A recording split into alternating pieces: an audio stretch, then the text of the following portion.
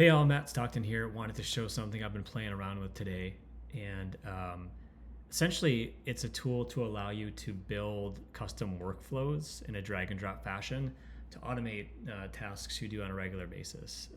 So one hypothesis I have with all of this emerging large language model capabilities is it's just become a lot cheaper to prototype custom software that solves really niche problems in a really quick way. And so like problems that previously may not be worthy of trying to build some custom software, or just like the base cost to even try to build a thing were too high.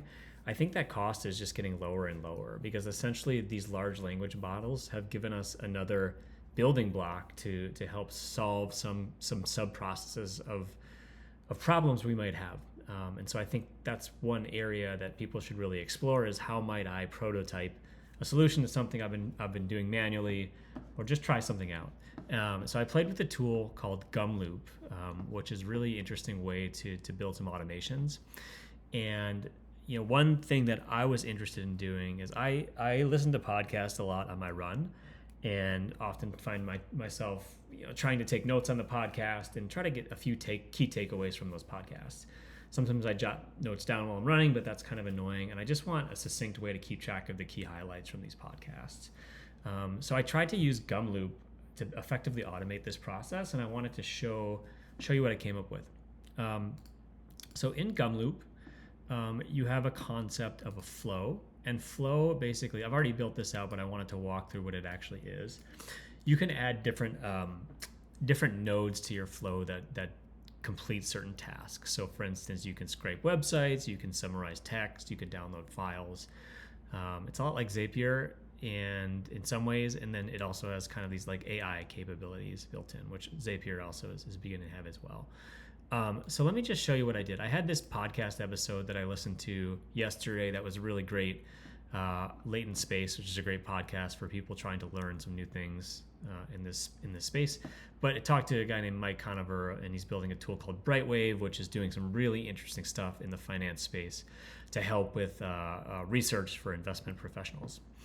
So I wanted to get some takeaways from this podcast. And this is a website that shows information about that podcast. You can listen to it. And then at the bottom, it has a full transcript of the episode here. So within Gumloop, the first thing I did is I added a node to scrape that URL.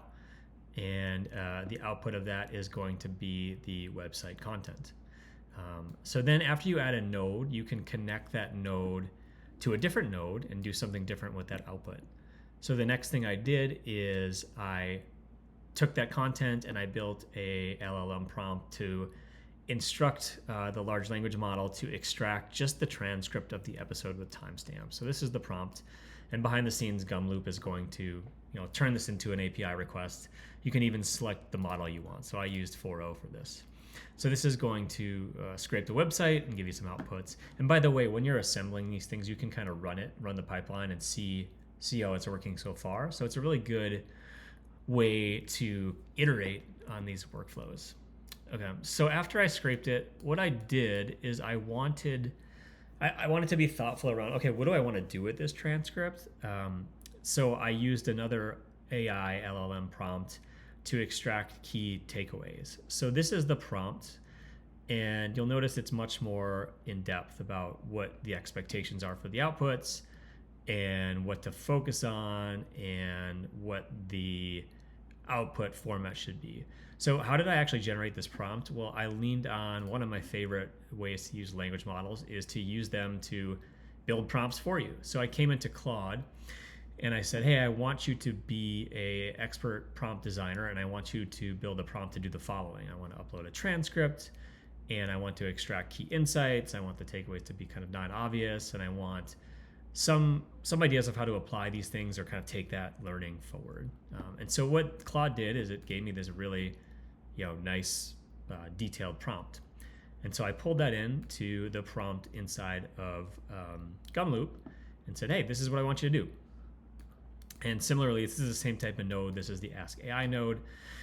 And I can choose the model, so GPT-4o, and that's all good. So as I was developing this, I was running through the process and seeing what the outputs were. And then that's kind of that's how I iterated on it and kind of tweaked what I wanted to do. And so again, you can add another node after this. So there's all these types of options. So if you wanted to write to like a Google Doc, you could do that. If you wanted to write to Notion, you could do that too. I just decided to take that output and generate a file that I could download, just as a demo purpose. I think in a real life example, you would, write this to your Notion database or an Excel spreadsheet or something like that. And by the way, you can do things like loops, so you don't have to necessarily just have one URL. If you wanted to build some functionality to know when the next podcast episode was out, and then scrape that and then add that to a database, you can do that as well. So anyways, let's go back down here.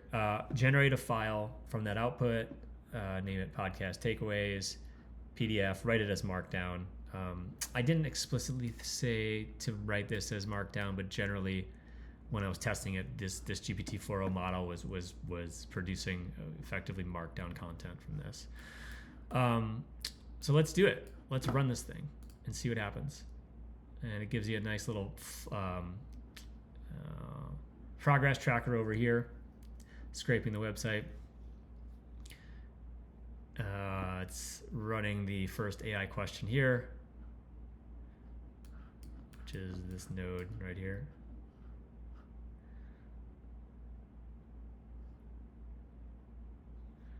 And when I ran it before, it kind of cached the responses. The cache might have expired. So this is probably a pretty detailed prompt, right? Like that website had a lot of text, so this might take a while. But again, the idea here would be to take this and then build an automation and do something like schedule it to run later, so that you're not going to be sitting around and it's actually going to run when you want it to run.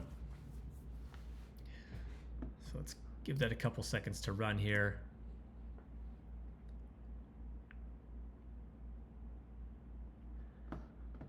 And just to kind of come back here, this was like the transcript. This is the raw transcript that it's going to process from the website here. It's 50 minutes of content. Okay, it's on the second Ask AI question, which is trying to take that raw transcript and turn it into a nice little key takeaways format. And then it's going to generate the file. And it looks like that worked. And so it gives you this nice little link here to download it. And again, you could do things like email this to yourself, send it to your Slack, put it in your Notion database. This is just an example of how you could consume that. So let's download that and see what it looks like. Podcast takeaways, open and preview. And here it is, right? It created a nice little PDF. Key takeaways from the podcast episode. And, this actually does pretty closely align with the things that I thought were interesting in the podcast episode as I was listening to it. This systems of systems approach was talked about a lot. Document chunking was talked about a lot. This concept of a modular RAG system. So, for finance, you can't just like throw your RAG at a vector database, right? You need to do other things that are more intelligent, especially when you're dealing with financial data. But anyways, this is super cool. So like you can take a website, which has a bunch of unstructured text and a transcript, extract that transcript, distill that down into a specific format, and then send it to some place you want to send it to. And you can do this all without building any code. And it's pretty cheap to get started. And I think the really cool idea here is, you can prototype something with Gumloop or one of these tools, and if it catches on or you need to kind of tweak it, you have a really strong baseline and demonstrated value of a product or a project before you're building a bunch of custom code. So I thought this was really neat, and I wanted to share it with everyone. If you're doing anything cool in the space or need help, feel free to reach out. I'm always eager to hear how people are using these tools and what they're learning. Thanks again.